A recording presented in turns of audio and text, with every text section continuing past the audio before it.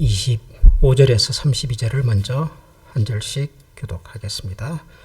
누가복음 15장 25절부터입니다. 마다들은 밭에 있다가 돌아와 집에 가까이 왔을 때에 풍악과 춤추는 소리를 듣고 한 종을 불러 이 무슨 일인가 물은데 대답하되 당신의 동생이 돌아왔음에 당신의 아버지가 건강한 그를 다시 맞아들이게 됨으로 인하여 살찐 송아지를 잡았나이다 하니 그가 노하여 들어가고자 하지 아니하거늘 아버지가 나와서 고란 아버지께 대답하여 이르되 내가 여러 해 아버지를 섬겨 명을 어김이 없거늘 내게는 염소 새끼라도 주어 나와 내 벗으로 즐기게 하신 일이 없더니 아버지 살림을 창녀들과 함께 삼켜버린 이 아들이 돌아오매 이를 위하여 살찐 송아지를 잡으셨나이다.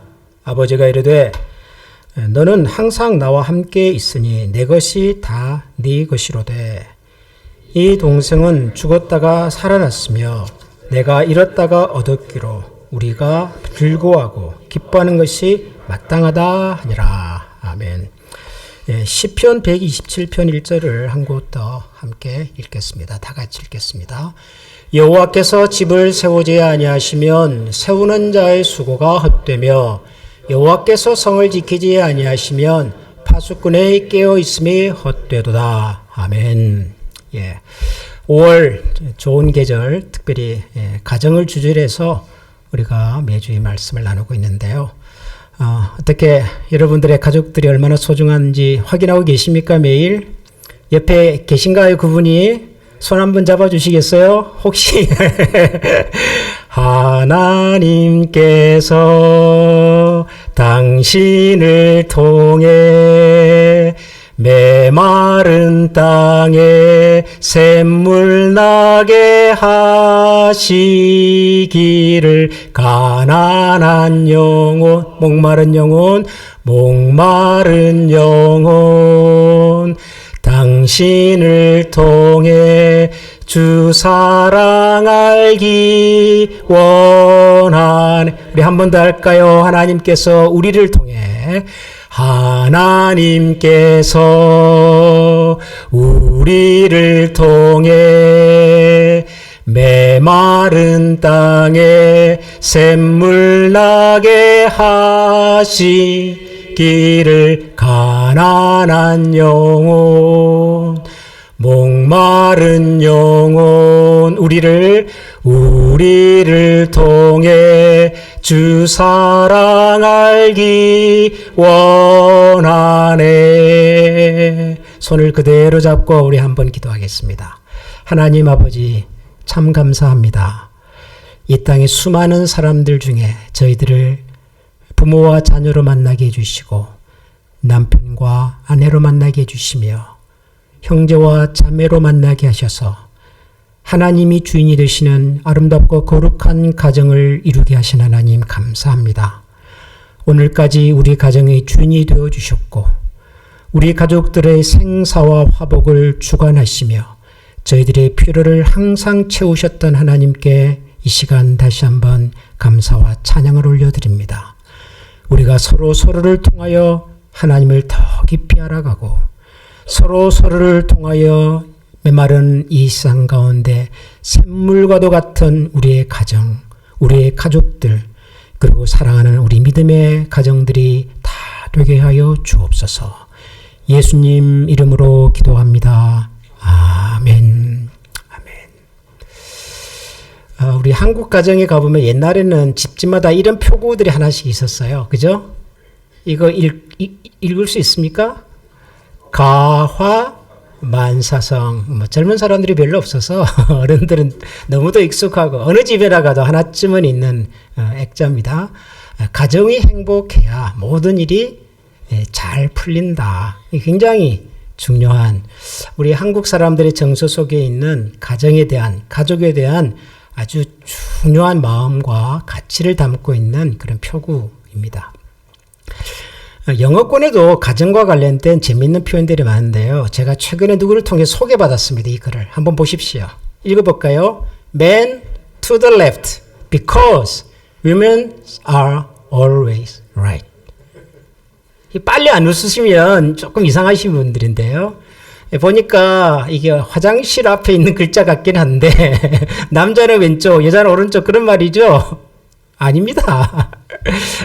남자가 왼쪽으로 가야 할 이유는 여자들이 항상 옳기 때문이다.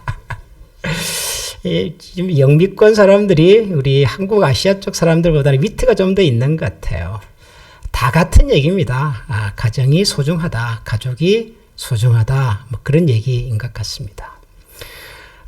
그런데 제가 지난주에도 말씀을 드렸습니다만은 이 가정이라고 하는 주제로 설교를 하고 말씀을 준비하는 것이 언젠가부터 좀 힘들어졌다. 그런 말씀을 드렸죠. 세상이 예전과는 다르게 우리의 가족이란 것 자체가 아주 심각한 위기를 만나고 있습니다. 가정 그러면 우리가 어렸을 때는 일단은 좋은 느낌, 좋은 그림들이잖아요. 화목해야 하고 따뜻해야 하고 서로를 돌아보고 우애하는 그게 이제 가족인데 어느 순간부터 우리의 가정이라고 하는 이 귀한 이 그릇에 알게 모르게 금이 가고 또 이가 빠지고 그래서 이제는 물을 부어도 어디선가에는 물이 새는 이제 그런 가족들이 갈수록 많아지고 있는 세상입니다. 아버지와 자녀의 관계도 어렵고 또 남편과 아내 관계도 쉽지가 않고 그리고 특별히 자녀와 자녀들 사이도 참 그 관계가 어렵습니다. 가정에 대해서 가족에 대해서 마냥 좋은 얘기만 하기가 참 어려운 그런 시대가 되고 말았습니다. 우리 주변을 돌아봐도 가정 그러면 언제나 화목하고 기쁘고 좋은 얘기만 할 수 있는 가족이 여러분 한번 생각해 보십시오. 여러분 주변에 그런 가족이 얼마나 있던가요? 우리가 몰라서 그렇지 어느 가족이든 들어가 보면 이런저런 아픔과 문제와 해결되지 않은 오래된 숙제들로 아파하고 신음하는 그런 가족들이 많더라고요. 그래서 이 가족에 대한 얘기가 어려워요. 가정에 대한 얘기가 쉽지가 않아요. 답은 알겠어요. 저도 알고 여러분도 압니다. 가화만사성. 가족이 행복해야 모든 일이 잘 된다. 남편과 아내가 서로를 주장하지만 말고 서로를 이해하고 배려해야 좋은 부부관계, 좋은 가정이 이루어진다. 정답은 알겠는데 그 정답 밑에 있는 강론으로 들어가 보면 하나같이 다 어려워요. 쉽지가 않아요. 그래서 이 가정의 달에 가정에 대한 얘기를 준비하면서도 참 이런 마음 한켠에 있는 부담감 같은 게 제 마음에 좀 있더라고요. 그러다가 이제 세 번째 주일 가정에 대한 설교는 오늘이 마지막입니다. 세 번으로 끝내려고 합니다. 힘들어서 더 못하겠어요. 세 번으로 이제 끝내려고 그래요, 제가. 세 번째 이제 가족에 대한 얘기를 준비하다가 갑자기 제 머릿속에 스쳐 지나가는 그림이 하나 있었어요. 아마 제가 언젠가 여러분들에게도 한번 보여드린 적이 있는 그림인데요. 이 그림 한번 보십시오. 이거 앞에 다른 그림, 작은 그림부터 보여주세요. 예. 이 그림 여러분 혹시 기억나십니까? 제가 언젠가 한번 설교 시간에 이 그림을 여러분들에게 보여드린 적이 있는데요. 소개한 적이 있는데요. 일단 딱 그림을 보면 어떤 내용인지 조금 연상이 되시죠? 무슨 얘기인지 좀 아시겠죠? 짐작이 되시죠? 예. 오늘 우리가 읽은 이 누가복음 15장에 나오는 돌아온 탕자에 대한 그림입니다. 돌아온 탕자. 18세기 네덜란드의 유명한 화가 렘브란트라고 하신 분이 돌아가시기 2년 전에 남긴 미완성 작품이더라고요. 차마 다 완성을 못하고 이제 세상을 떠나신. 원래 미완성 작품이 비싼 법이거든요. 엄청 비싼 그림입니다. 엄청 커요. 가로 세로가 한 2m쯤 되는 굉장히 큰 그림입니다. 돌아온 탕자.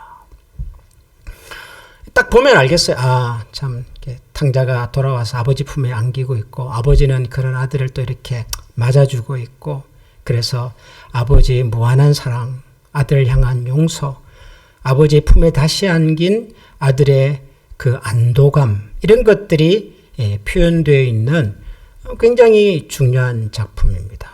우리 같이 보통의 사람들은 뭐 그림만 보고 느낌만 알지만은 설명하시는 분들 얘기를 들어보니까 이 그림 속에 여러 가지 의미들이 있더라고요. 특별히 렘브란트라고 하는 이 화가 자신이 이 그림 속에다가 투영을 했다 그러더라고요.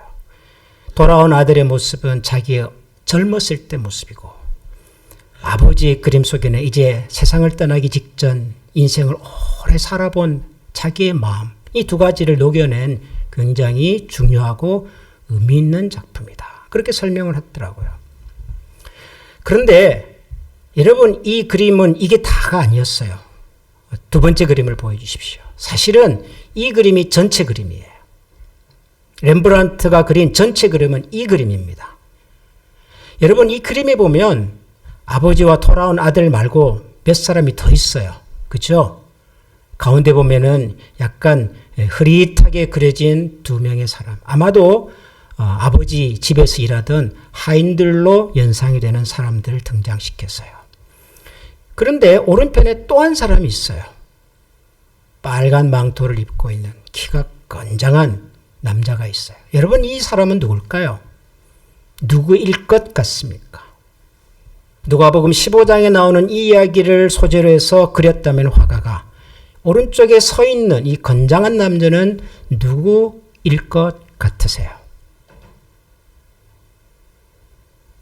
큰아들입니다. 맏아들입니다. 맏아들. 근데 이 맏아들을 참 묘하게 그려놨어요. 어떻게 묘하냐 그러면 일단 돌아온 둘째 아들과 아버지는 서로 껴안고 있잖아요. 얼마나 가까워요. 그죠? 근데 큰아들은 멀찍이 떨어져 있어요. 큰아들과 아버지 사이에 오히려 하인들이 들어와 있어요. 우리 정서 같으면 돌아온 둘째 아들을 껴안아주는 아버지와 둘째 아들 바로 옆에 큰아들을 딱 세워가지고 참 수고했다, 잘했다, 얼마나 고생 많았냐 뭐 이런 느낌과 메시지를 줄 법한데 이 화가는 이 큰아들을 멀찍이 그려놨어요. 그리고 표정도 여러분 뭐 가까이는 잘 안 보이시겠지만 그닥 밝지가 않아요. 눈을 부릅뜨고 있어요. 위에서 아래를 쳐다보고 있어요. 불만스러운 표정입니다. 가정에 대한 이야기를 준비하다가 생각하다가 이 그림이 떠올랐어요. 이 그림은 누가 봐도 돌아온 둘째 아들을 사랑으로 맞아주는 아버지의 무한한 사랑, 아버지의 용서 이것이 주제예요. 이게 성경 이야기의 핵심이고요. 그리고 그것을 표현하기 위해서 그 돌아온 아들과 아버지를 굉장히 밝게 주변은 다 어두운데 이 두 사람만 포커스를 해서 굉장히 밝게 그려놨어요. 누가 봐도 이 이야기의 주인공은 아버지와 돌아온 아들 맞아요. 그런데 이 오른쪽 끝에 서 있는 저 큰아들의 모습을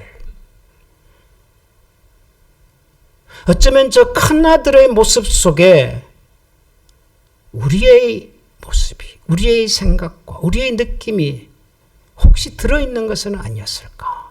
그런 생각이 좀 들더라고요. 제가 오늘 설교 제목을 큰 아들을 위한 변명 그랬어요. 큰 아들을 위한 변명. 미리 말씀드립니다. 저는 누가복음 15장 이 돌아온 탕자 이야기의 주제가 하나님의 무한한 사랑과 용서, 하나님을 향하여 하나님의 품을 향하여 돌아간 죄인들을 맞아주시는 하나님의 은혜와 사랑이라는 사실을 저는 부정하지 않습니다. 이 이야기의 핵심은 그게 맞아요. 누가복음 15장은 다 잃었다가 다시 찾은 것에 대한 기쁨을 얘기하는 예수님의 가르침이거든요. 일병 아래에 양들이 있었는데 그중에 양 울타를 떠나서 혼자 방황하던 그 잃어버린 한 마리를 찾은 목자의 기쁨. 동전 몇 개를 갖고 있다가 잃어버린 동전을 수일 만에 다시 찾은 그 주인의 기쁨. 그리고 잃어버린 줄 알았다가 다시 돌아온 아들을 찾은 아버지의 기쁨. 다 똑같은 얘기예요. 잃어버린 영혼을, 떠나간 영혼들이 다시 아버지 품으로 돌아왔을 때의 기쁨과 감격에 대한 말씀이에요. 그런데 오늘 저는 조금 다른 이야기를 해보려고 그래요. 조금 다른 이야기. 바로 이 큰아들의 마음을 한번 들여다보고 싶은 생각이 어느 날 들더라고요.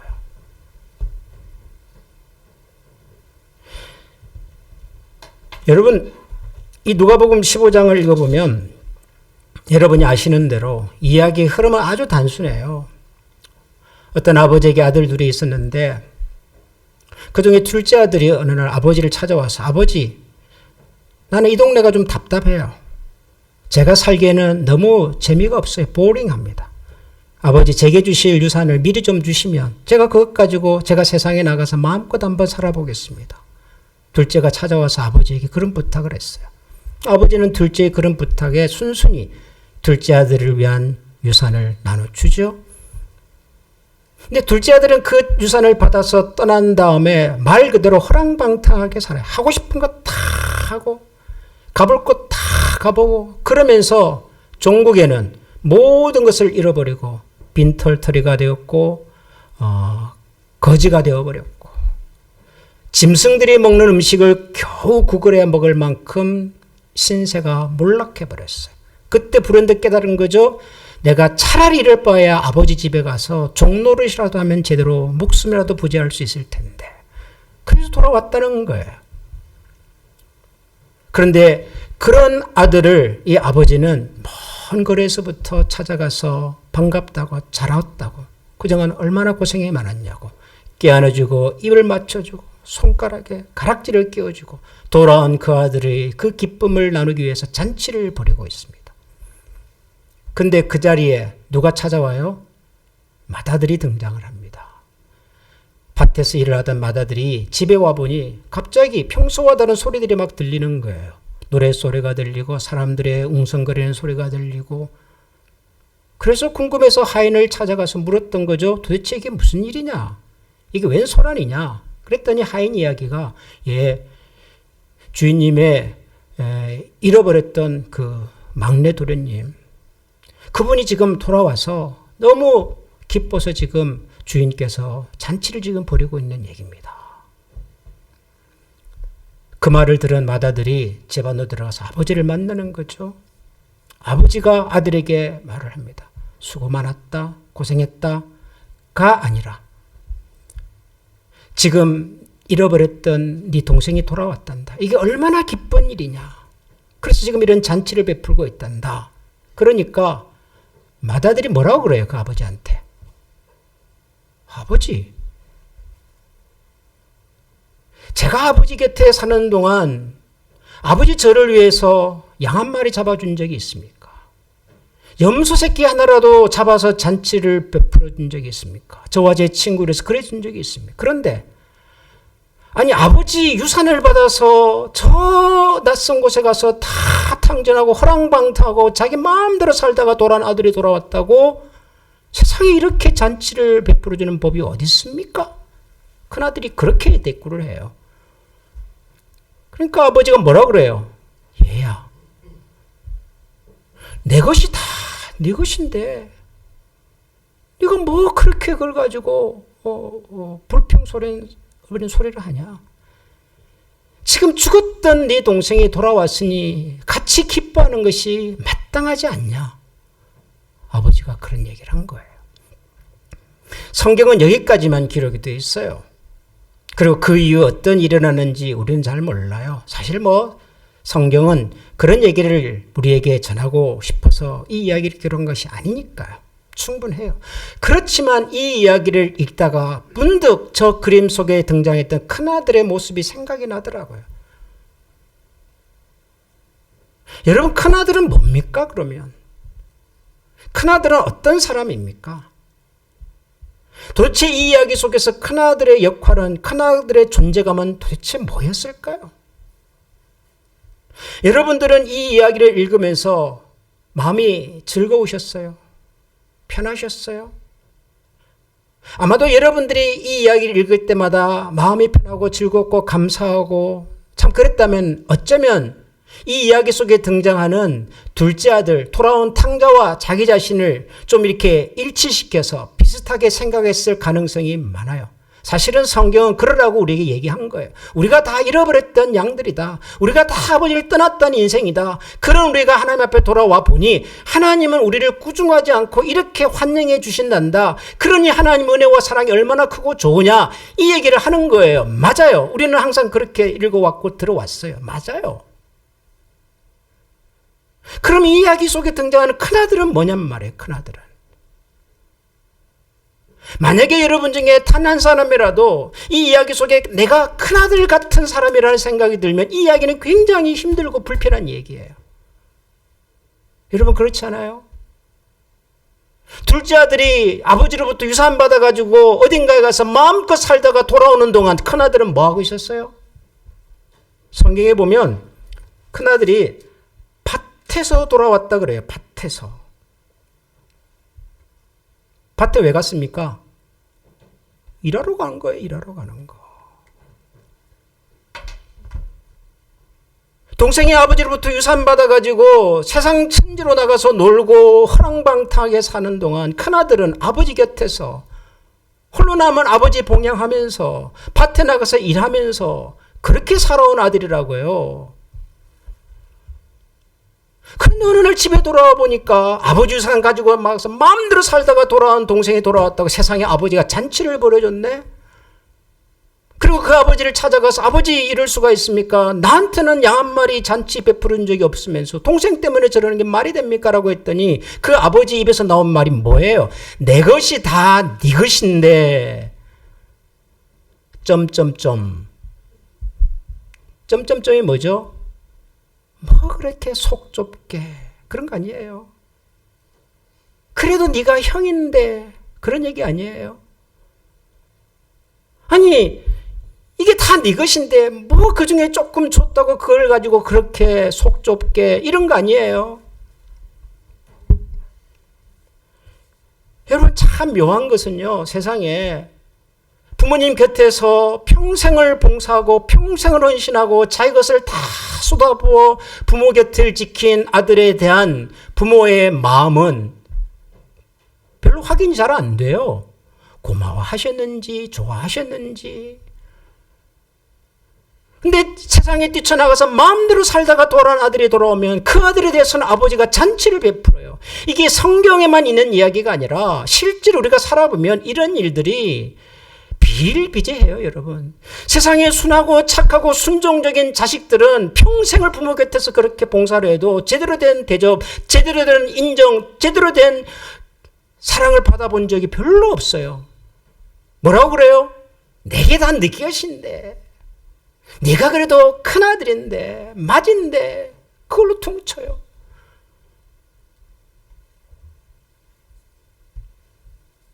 여러분 큰아들이 듣고 싶었던 이야기가 이런 뭐였을 것 같으세요? 여러분이 만약에 큰아들이라면 밭에서 하루 종일 일하다가 돌아왔어요.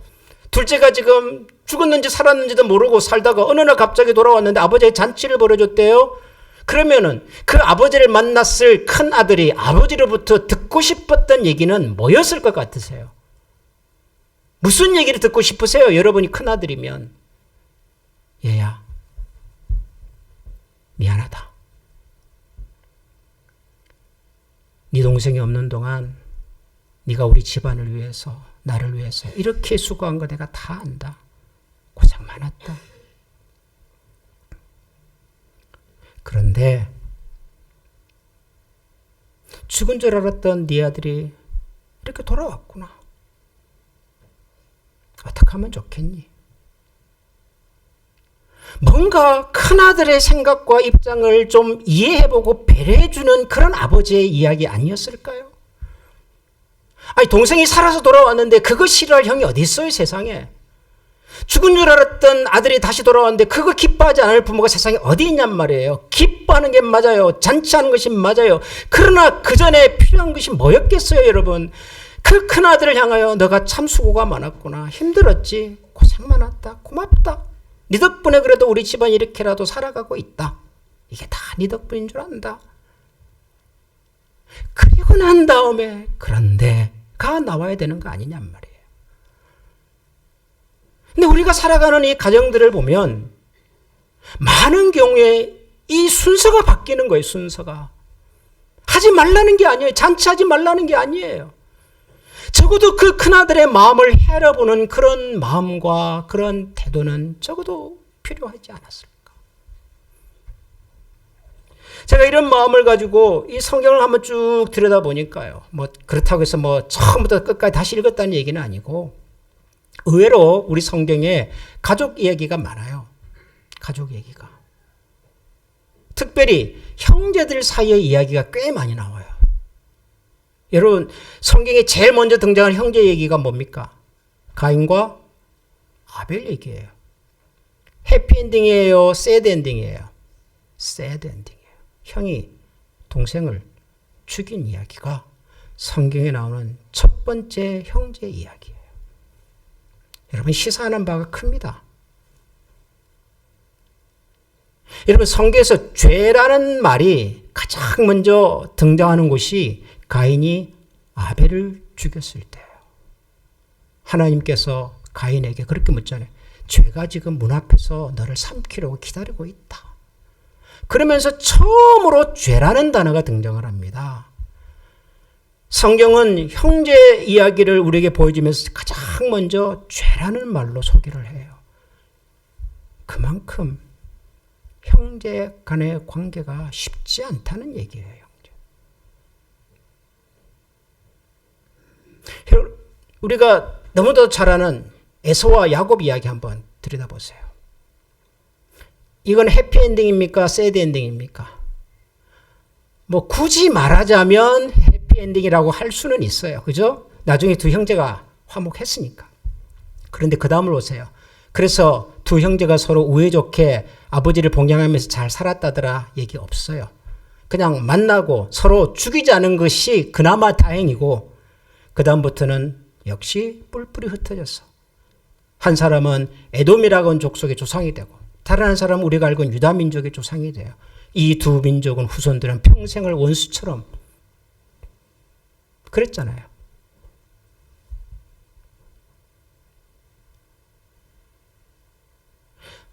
성경에 등장하는 이 가족 이야기, 특히 형제 간의 이야기가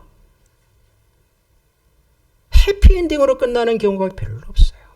남자들만 그런 줄 아세요? 예, 여기 점잖게 앉아 계신 우리 이제 숙녀 여러분들.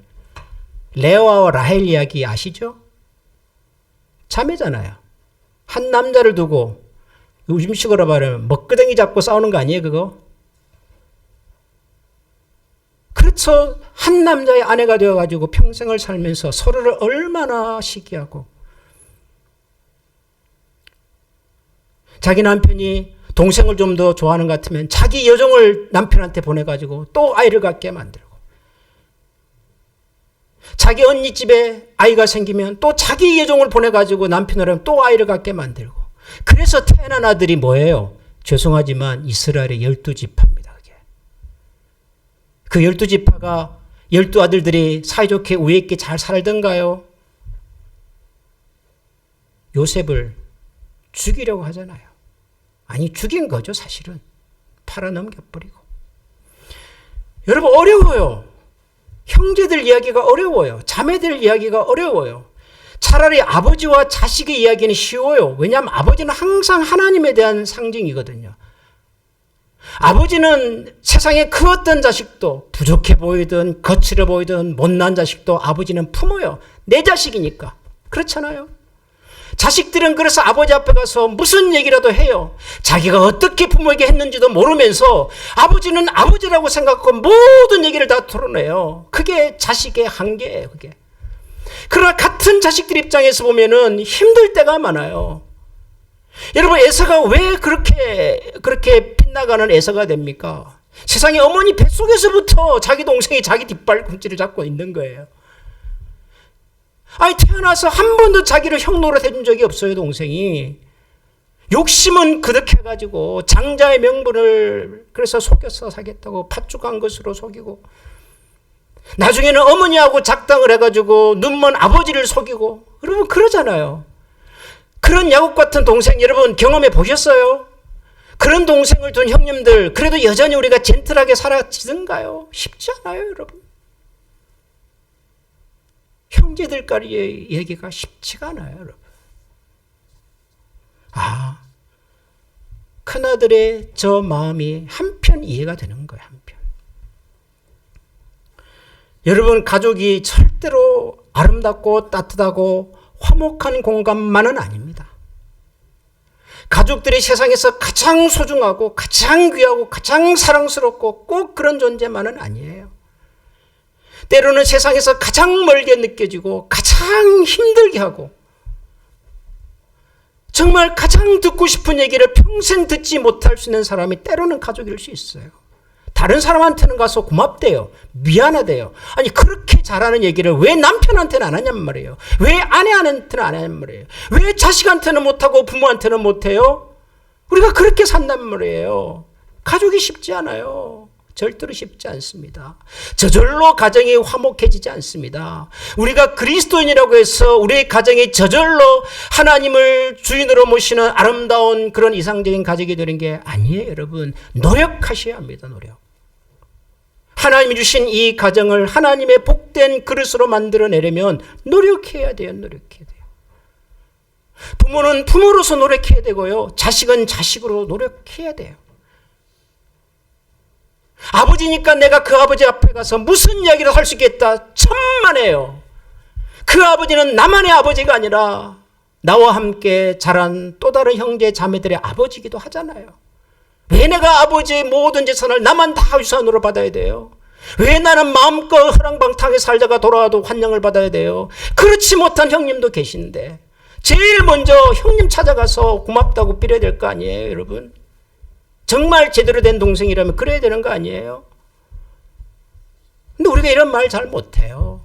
그냥 아버지가 나를 받아줬으니까 다라고 생각을 하고 살아요. 그 속에서 마음이 무너지는 형의 마음을 헤아릴 줄을 몰라요. 노력해야 합니다. 하나님이 원하시는 가정을 만들어내려면 노력하셔야 돼요. 아버지로서도 노력하셔야 되고 어머니로서도 노력하셔야 되고 자식은 자식의 입장에서, 형님은 형님의 입장에서, 동생은 동생의 입장에서. 그리고 그 노력, 모든 우리의 노력들이 결국은 하나님의 손 안에서 이루어지도록 우리가 기도하는 것이 필요한 거죠. 제가 시편 127편 1편을 여러분들과 함께 한 이유가 바로 그것입니다. 우리가 세운다고 해서 세워지지 않습니다. 저절로 만들어지지도 않습니다. 하나님이 우리의 가정을 세워주셔야, 하나님이 우리의 가정을 긍휼히 여겨주셔야, 우리 속에 있는 우리 부모님의 마음을 하나님이 헤아려 주시고 우리 자식들의 마음을 하나님이 살펴주시고 우리 속에 있는 우리의 상처와 금간 이 부분들을 하나님이 메꿔 주셔야, 그래야 집도 서는 거고 성도 서는 거고 가정도 올바라지는 것이죠. 5월 가정의 달을 맞이해서 좋은 얘기만 할 수 없었던 이유가 우리가 경험하고 있는 우리의 가정들이 하나같이 여기저기에 금이 가고 새는 것 같고 아픔이 있는 것 같아서 하나님 오늘도 우리의 가정을 돌아보아 주시고 하나님께서 세워주시고 상처받은 우리의 가족들의 마음 구석구석에 하나님께서 은혜와 자비의 손길로 덧입혀 달라고 기도하고 싶은 거죠. 오늘 이 말씀 가운데서 우리의 가족들을 다시 한번 하나님 앞에 올려드리고 또 우리가 알고 있는 우리 주변의 조각난 가정들이 하나님 은혜 안에서 다시 화목한 가족으로 세워질 수 있도록 우리 같이 기도하고 또 노력하는 그런 복된 아침이 될 수 있기를 소원합니다. 우리 이 시간 한번 같이 기도하십시다. 우리의 가족들을 위해서 먼저 기도해 주십시오. 우리 부모님들을 위해서도 우리 자녀들을 위해서도 우리가 사랑하는 우리의 형제 자매들을 위해서도 혹시라도 우리 속에 해결되지 않고 남아있는 아픔이 있다면, 숙제가 있다면 하나님께서 다시 한번 우리의 관계 속에 찾아와 주셔서 우리의 금이 가고 거칠어지고 상처난 심령들을 어루만져 주시도록 여러분 이 시간 함께 기도하십시다. 그리고 하나님께서 우리의 가족과 하나님께서 우리의 교회를 견고하게 세워주시도록 우리 시간 한번 같이 기도하겠습니다. 기도합니다. 하나님 아버지 감사합니다. 주님은 좋은 사랑의 모습, 하나님 우리가 주님을 노래하고 참여의 글 주도록 도와주시옵소서. 믿음의 마음, 믿음의 사랑, 그 하나님을 기억하고 살아갈 수 있는 아버지의 인생을 되게 해주시고, 나는 연약하지, 나는 부족하시옵소서. 그런 저희들 여전히 사랑하시는 주님을 기억하는 저희들 되게 해주시고, 오늘 손을 다해서 주님 우리의 그 몸과 손을 하나님 가운데 살펴주시옵소서. 하나님의 자손 마음의 손을 이루시며 주시옵소서. 우리 시간 다 같이 마음을 모아 찬양하겠습니다.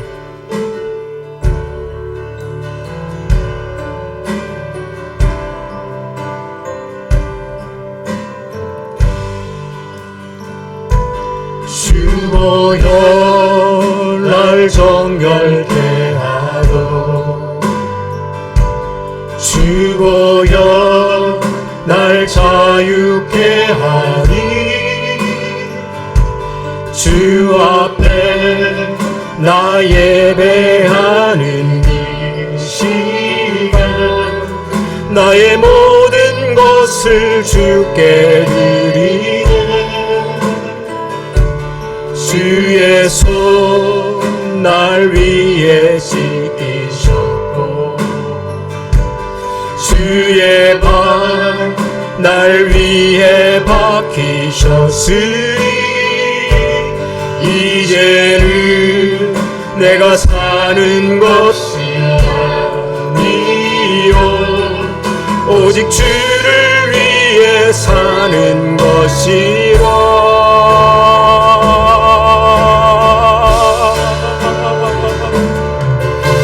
주의 손에 나의 손을 포개고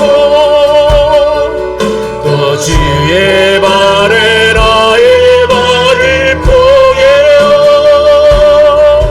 나 주와 함께 죽고 또 주와 함께 살리라. 영원토록 주 위에 살리라.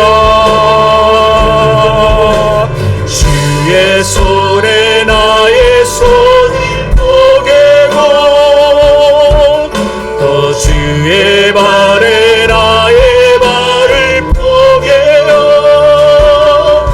나 주와 함께 죽고 또 주와 함께 살리라. 영원토록 주 위에 살리라.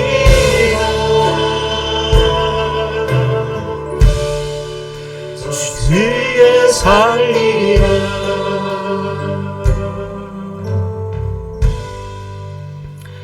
주 안에서 부모를 공경하는 것이 마땅하다고 가르쳐 주신 하나님, 또 너희 자녀들에게 그들이 마땅히 행할 것을 가르치라고도 가르쳐 주신 주님, 저희들에게 주신 이 말씀을 따라 우리의 가정을 하나님이 원하시고 기뻐하시는 가정으로 만들어 보겠습니다. 그러나 하나님께서 우리의 가정을 세우지 아니하시면 우리의 수고가 헛될 수밖에 없고, 하나님께서 우리의 가족을 지켜내지 아니하시면 우리의 수고가 헛된 수고가 될 수 없음을 알아 오늘도 하나님 앞에 나와서 하나님의 은혜와 사랑을 의지하고 예수 그리스도의 보혈의 능력을 의지하여 하나님께서 세우신 이 가정을 하나님의 세우신 가정답게 세워가기를 원하고, 오늘도 이를 위하여 함께 수고하기를 원하는 모든 주의 백성들 머리 위에 우리 주 예수 그리스도의 은혜와 하나님의 사랑과 성령의 교통하시는 은총이 영원토록 함께 계시기를 축원하옵나이다. 아멘.